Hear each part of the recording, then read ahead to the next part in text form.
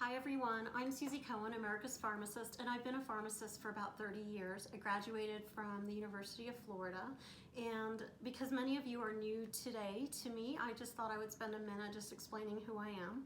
I am the author of some books that are on holistic health and also drug side effects. There's a picture of my family. And some supplements that I formulate as well. And today what I wanted to do was to use my experience as a pharmacist and my training to talk to you about the non-steroidal medications, and specifically ibuprofen, because there's a rumor going around that ibuprofen is bad for people if they're dealing with COVID, or bad in general, and that it might suppress the immune system.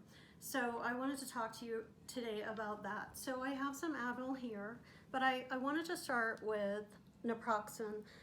That's a generic term for Aleve, which is another best-selling non-steroidal anti-inflammatory drug. They're abbreviated as NSAIDs for that reason. And the next one is Advil, or it also goes by Motrin as a trade name, and then you might see it as ibuprofen. And then the next one, we call it lots of different names. For example, APAP, APAP, you'll see it as paracetamol in Europe and acetaminophen in the US. And the brand name of this is Tylenol, and these are caplets. And then finally on my desk I have acetyl salicylic acid. It's a mouthful. We call it aspirin, and this comes from natural white willow bark. So before we had patented aspirin, we had white willow bark as an herb. A lot of drugs come from plants actually before they get morphed and patented into something that the pharmaceuticals can sell. And so right now, what I thought I would do is go through them and their dosages. And when I say dosages, I'm referring to something very variable, because the individual response is different. As you know, that we are all unique individuals.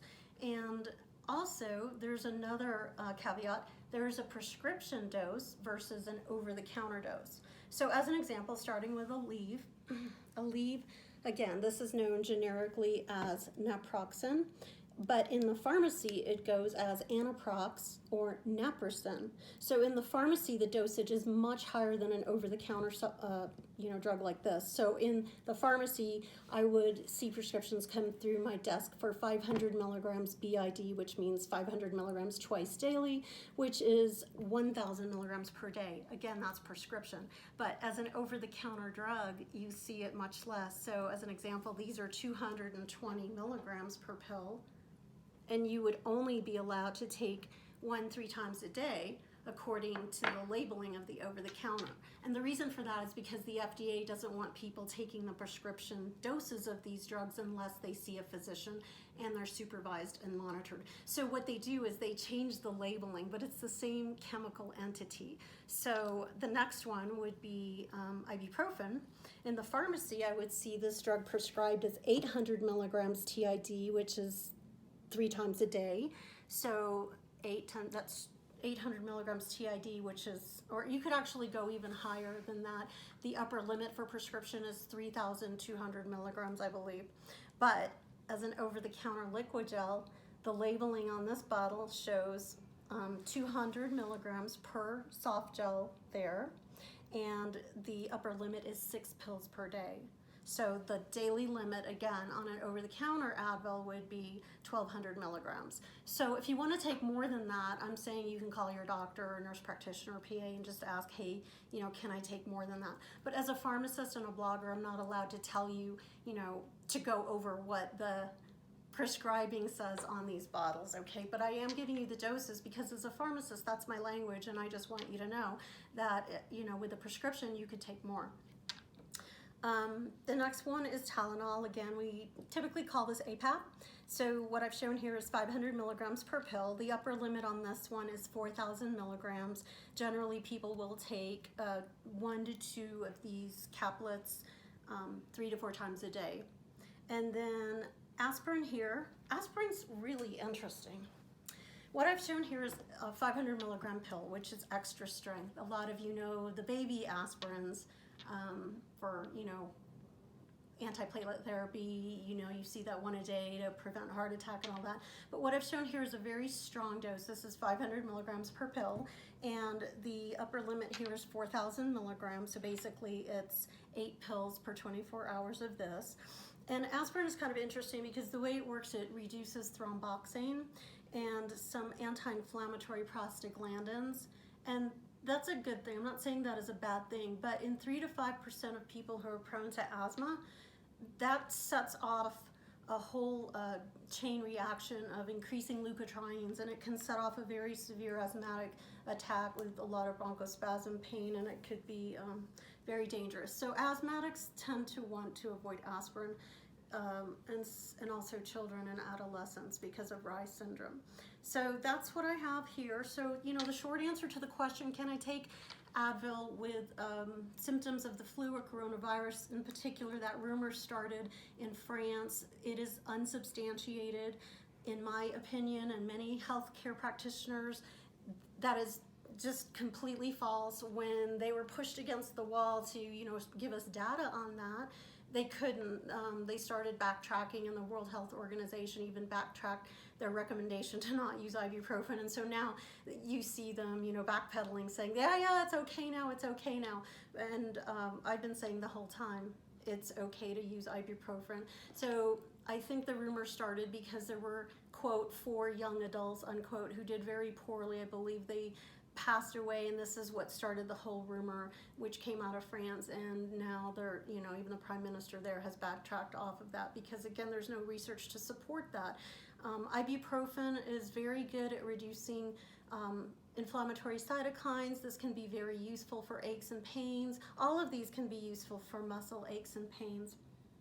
But even though I love ibuprofen, I'm not saying to stay away from Tylenol.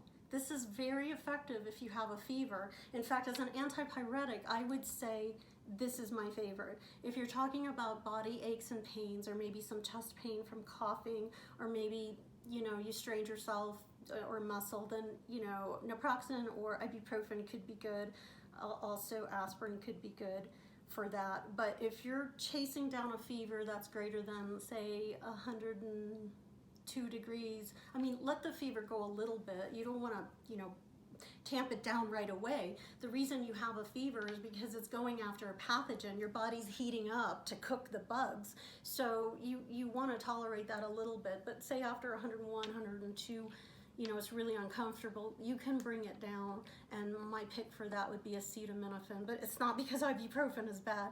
I actually am okay, even as a holistic pharmacist, I'm okay with all of these medications if they're used moderately and appropriately for the correct indication. So that's what I had. I wanted to show you that there is an article at my website, which you can find at susiecohen.com, and it's called Which is Better, Advil or Tylenol?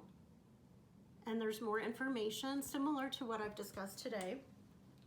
And while I'm busting myths about coronavirus, there was another false rumor that started that elderberries were bad for people if they had COVID-19, which is absolutely incensing. I was so mad. I wrote an article that took me like 3 days to research called In Defense of Precious Elderberries. If you just put, you know, use these words in my search box, you'll be fine at my website. And then I have one more thing as it pertains to, actually 2 more things. Do I have time? Are you running out of tape? My husband Sam is taping this. He is so cute. Sometimes he serenades me in my office. He sits over there and he plays the guitar, and sometimes he'll hum or he'll sing. He's got a beautiful voice, and it's just so calming and relaxing. I think one day I can twist his arm to, you know, let me share some of his beautiful music with you.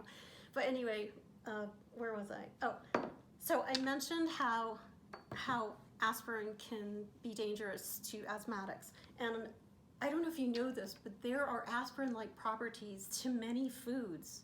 So asthmatics might want to avoid certain foods. And apricots that are dried are one of them. And I wrote an article about that called 36 Foods That Contain Aspirin. And again, I'm sharing this with you because some of you, this is your first experience with me, and you may not realize this, but For 20 years, I've been a syndicated columnist, and I wrote in newspapers. Remember those things? The paper things that were like this big that had news, that you can now do this on your phone and scroll and read news. But there was the newspapers, you know, that was a big deal when I was younger, and 20 years ago it was kind of like the Dear Abby of health. I hope I can use that. So I wrote for newspapers, and I still do, but there's fewer of those now. So I've moved all of my blogs and articles and archived them at my website, and that's why there's like 600 or 700 articles that you can read that I personally wrote, and I'm sure that some of them can help you. And then finally, I think this one's getting a lot of traction. It's an article I wrote a few weeks ago on how to make your own hand sanitizer. And I should probably do a video about that. But as you know, we ran out of toilet paper and we ran out of hand sanitizer pretty quick in the US. But there's things that you can do. You can use tea tree essential oil, and you can use distilled white vinegar or peroxide, and you can even use some essential oils and stuff like that to make them. So visit that article at my website, and I will see you next time.